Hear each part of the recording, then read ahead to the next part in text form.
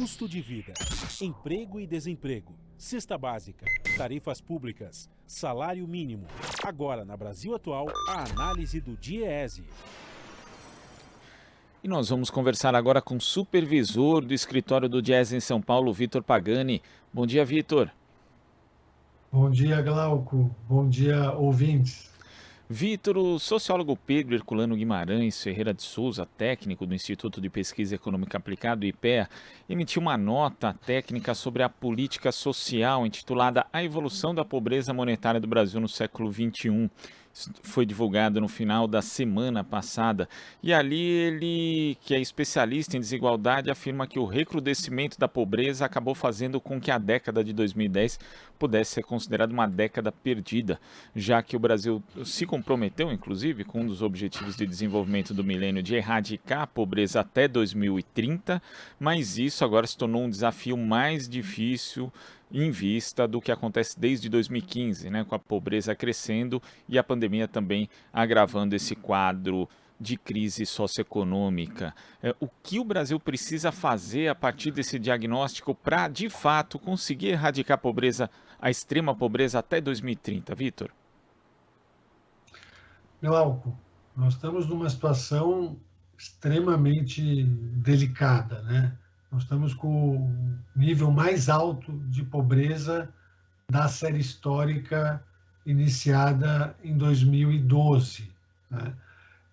E os estudos indicam que o combate à pobreza está intrinsecamente ligado a dois fatores. Né? O primeiro, que são os programas sociais, né? E as políticas de transferência de renda, que têm que ser aprimoradas de forma contínua, né? E o segundo é o mercado de trabalho, né? A geração de empregos, né? E de empregos decentes, empregos de qualidade, bem remunerados, né? Então, o que a gente observa é que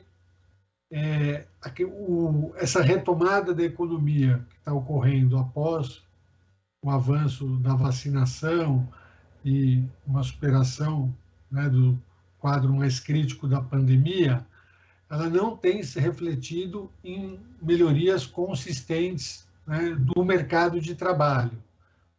E a gente nota que isso tem relação com a reforma trabalhista feita em 2017. Então, a partir de 2018, a gente observa uma queda, né, do salário médio, do rendimento médio dos trabalhadores, né? E essa queda é decorrente da ampliação, né, das formas de contratação precária, então, principalmente do trabalho temporário e das terceirizações, também do enfraquecimento do poder de barganha dos sindicatos, que estão tendo mais dificuldade para conquistar a reposição da inflação, né, e aumentos reais, e também a supressão de algumas parcelas salariais, né, como o pagamento de horas extras, que com o banco de horas deixou de ser pago, né, passou a ser compensado. Somado a isso, nós temos a restrição do acesso à justiça, né, e também o abandono da política de valorização do salário mínimo, né, que é essencial, é fundamental para a gente conseguir superar a extrema pobreza, a pobreza e cumprir, né, as metas da Agenda 2030 da ONU. Né? Então, inclusive, esses aspectos foram destacados num artigo, né, dos professores Vitor Filgueira e Renata Dutra, publicado ontem, que mostram que nem o emprego formal está garantindo segurança alimentar para os trabalhadores, porque os empregos gerados são empregos com salário de um salário mínimo ou menos, né? A maior parte dos empregos que estão sendo gerados são com remuneração muito baixa. Então, a gente observa ali que hoje, né, uma cesta básica já custa mais de 59% de um salário mínimo. Então, a gente tem um quadro que, depois da reforma trabalhista, a deterioração, né, a precarização do mercado de trabalho foi tamanha que nem o emprego formal, teoricamente mais protegido, né, com direitos trabalhistas e sociais, tem garantido a segurança alimentar dos trabalhadores. Então, a gente tem algumas coisas que precisam ser feitas, né? A primeira é retomar a política de valorização do salário mínimo. A segunda é aprimorar, né, continuamente as políticas sociais, os programas de transferência de renda e também revogar os marcos regressivos da reforma trabalhista.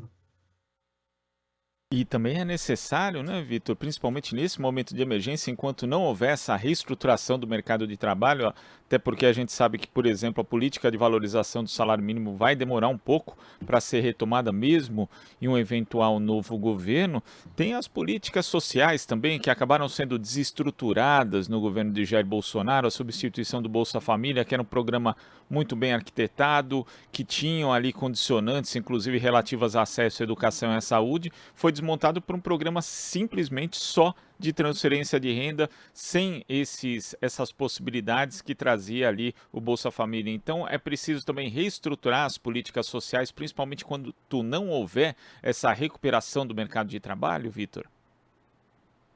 Com certeza, Glauco. Precisa reestruturar, aprimorar essas políticas sociais, né? Fazer políticas permanentes, né? Contínuas, né? Não adianta ampliar o Auxílio Brasil na véspera da eleição, né? Com intenções claramente eleitoreiras e com data para acabar, né? Só vai até dezembro. Não, a gente tem que fazer política estruturada, né, de médio, longo prazo, né? Tem que ser emergencial, mas também tem que ser política de Estado, né? E, Glauco, chamo atenção também para outras políticas sociais, né, que precisam ser ampliadas e aperfeiçoadas, né? Então, tanto nas áreas de assistência, mas também nas áreas de educação, de saúde, e para isso é preciso revogar a emenda constitucional 95, né, que estabelece um teto de gastos para despesas sociais, né? Então, um futuro governo vai ter que tratar desse tema também.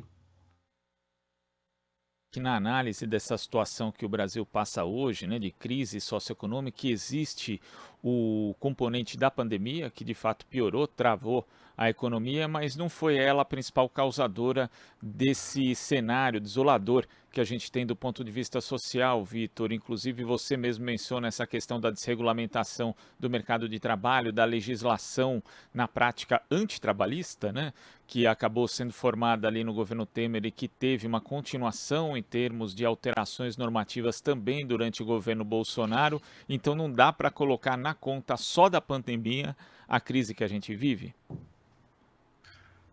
Não dá. A gente observa os indicadores, né? Eles já vinham se deteriorando antes da pandemia, né? A partir de 2015 já tem uma piora que é agravada em 2018, pós-reforma trabalhista, e claro, com a pandemia a situação ficou ainda mais difícil, né? E com a forma com que o governo federal enfrentou a pandemia, né? Negando a pandemia, negando a gravidade do problema, tendo uma visão negacionista em relação à ciência, o quadro se deteriorou ainda mais, né? Então, a pandemia tem, claro, um efeito, mas ele não é o único, né? A gente observa que esse processo ele é anterior, inclusive, à pandemia, né? Vitor, queria agradecer a sua participação aqui no Jornal Brasil Atual de hoje. Muito obrigado e até a próxima. Obrigado, Glauco. Até a próxima. Conversamos aqui com o supervisor do escritório do Diese em São Paulo, Vitor Pagani. Aqui você ouve as notícias que os outros não dão. Jornal Brasil Atual.